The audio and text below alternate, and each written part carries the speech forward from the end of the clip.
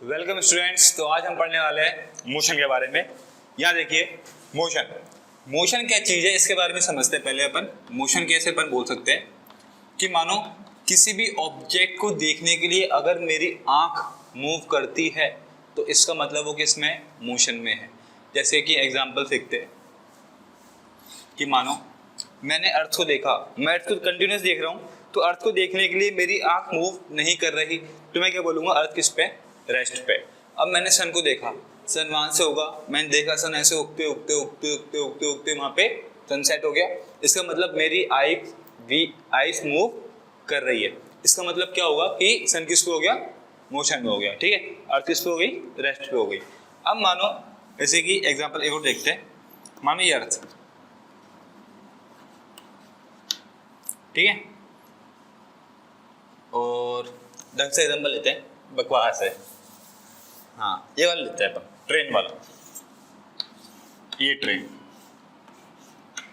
ये बंदा, ये बंदी, ये बंदा। अब क्या हुआ, ए बंदा किस पे खड़ा है, प्लेटफॉर्म पे खड़ा है। बी बंदा और सी बंदा किस पे, ट्रेन में, बंदी है। हाँ, ए बंदा, बी बंदी, सी बंदा। ठीक है, अब ए ने बी को देखा, जब ए ने बी को देखा तो अभी ट्रेन मूव नहीं कर रही है, तो ए के रेस्पेक्ट में बी की पोजीशन में चेंज नहीं होगा।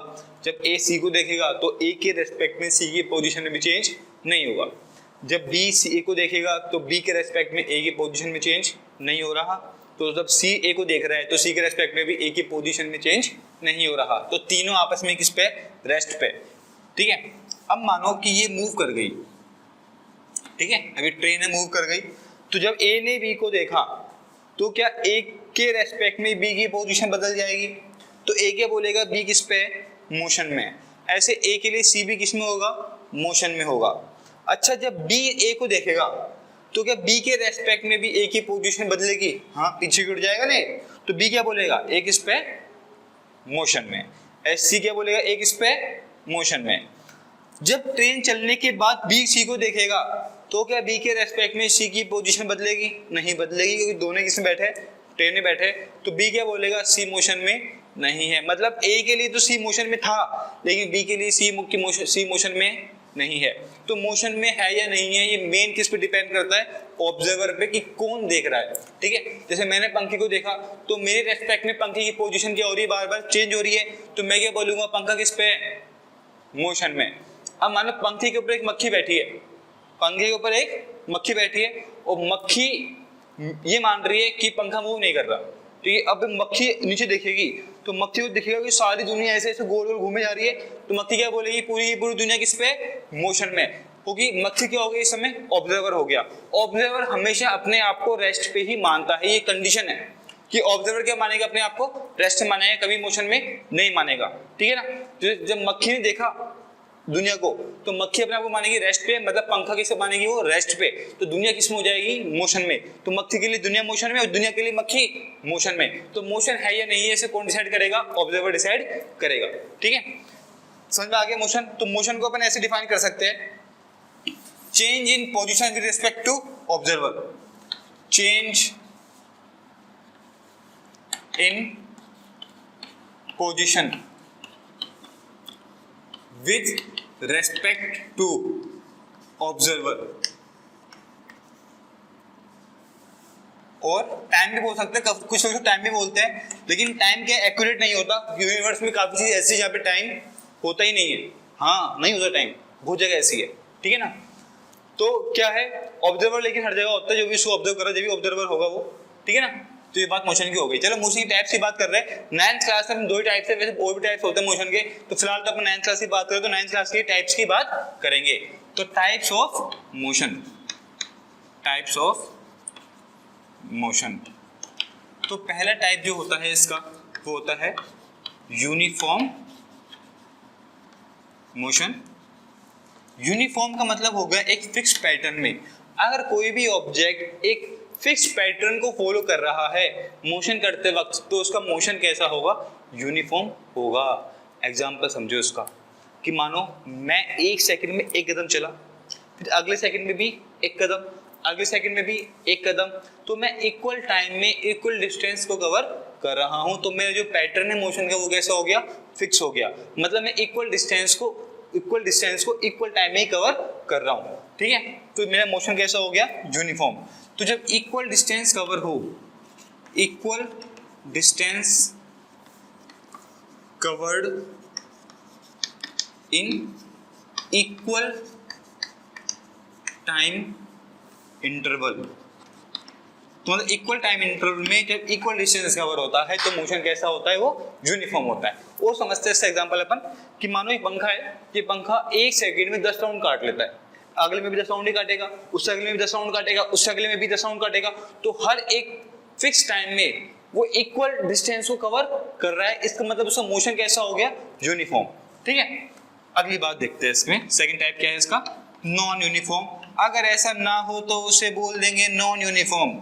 चमक गया, चलो ठीक है। इसका मतलब हो गया कि जब इक्वल डिस्टेंस कवर हो अनइक्वल टाइम में, या अनइक्वल डिस्टेंस कवर हो इक्वल टाइम में, या अनइक्वल डिस्टेंस कवर हो अनइक्वल टाइम में, तो ये तीनों कंडीशन क्या होगी, नॉन यूनिफॉर्म मोशन, ठीक है। बस दोनों इक्वल होने नहीं चाहिए, ठीक है। तो क्या बोल देंगे इसको अपन, लिख लेना कि unequal distance cover in equal time interval, या equal distance cover in unequal time interval, या फिर unequal distance cover in unequal time interval. अगर ये तीनों कंडीशन होती है तो अपन क्या बोल देंगे, मोशन कैसा है, नॉन यूनिफॉर्म मोशन, ठीक है। और कुछ बातें करते हैं अपन मोशन के बारे में।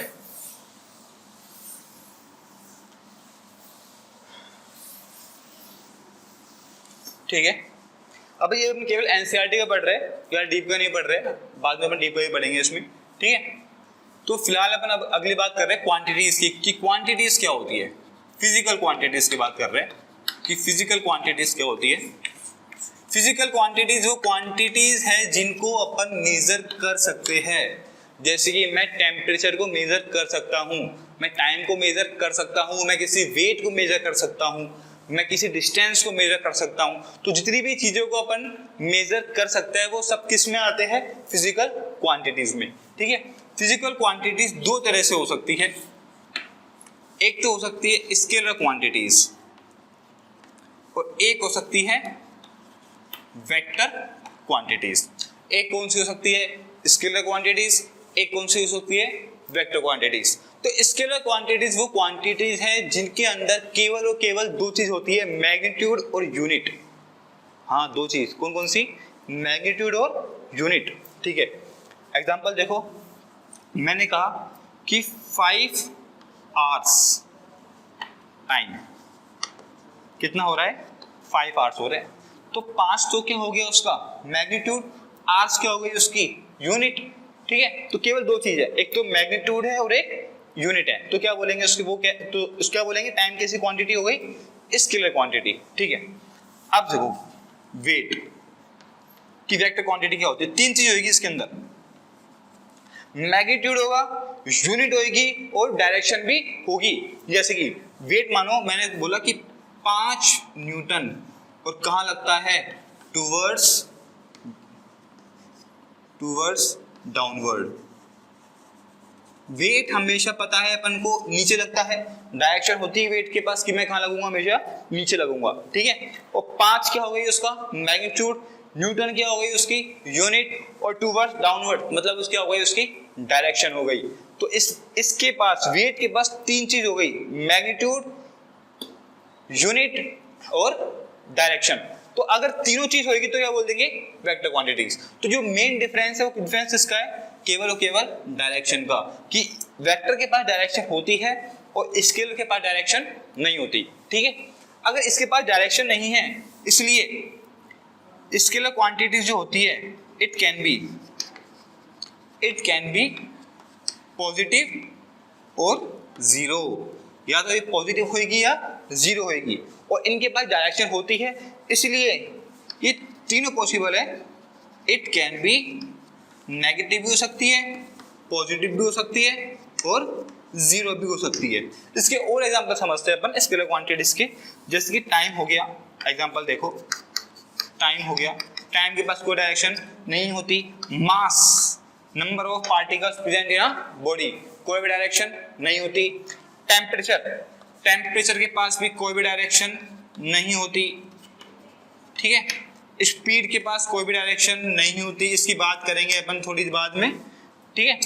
डिस्टेंस के पास कोई डायरेक्शन नहीं होती, दम दम दम दम एसेट्रा, ठीक है। इन सब क्वांटिटीज के पास कोई भी डायरेक्शन नहीं है, सारी क्वांटिटीज किसमें आ जाएगी, स्केलर क्वांटिटीज में। अगली बात करते हैं किसकी, वेक्टर क्वांटिटीज की।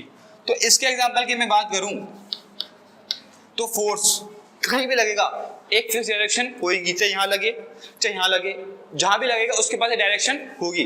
तो फोर्स कैसी क्वांटिटी हो गई, वेक्टर क्वांटिटी हो गई। वेट कैसी क्वांटिटी पढ़ लिया अपन ने, कैसी क्वांटिटी है, वेक्टर क्वांटिटी है।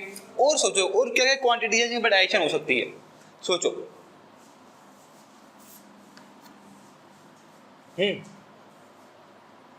हाँ, क्या, वेलोसिटी, बहुत अच्छे, और ठीक है डिस्प्लेसमेंट, बहुत अच्छे। नहीं बाद में अपन करेंगे, बाद में दोनों ये चीजें क्या होती है, ठीक है। एक्सीलरेशन भी हो सकता है, ठीक है, बहुत है बस, और बाद में कर लेंगे अपन एसेट्रा। तो ये क्वांटिटी है जिनके पास डायरेक्शन होती है, इनके पास डायरेक्शन नहीं होती, इनके बारे में बाद में बात करेंगे कि वेलोसिटी क्या चीज है, डिस्प्लेसमेंट की चीज है, और एक्सीलरेशन क्या चीज है। तो आई होप तुम्हें समझ में आ गया होगा इतना कि स्केलर क्वांटिटीज क्या होती है, वेक्टर क्वांटिटीज क्या होती है, ठीक है। तो इसके आगे बाद में पढ़ेंगे अपन।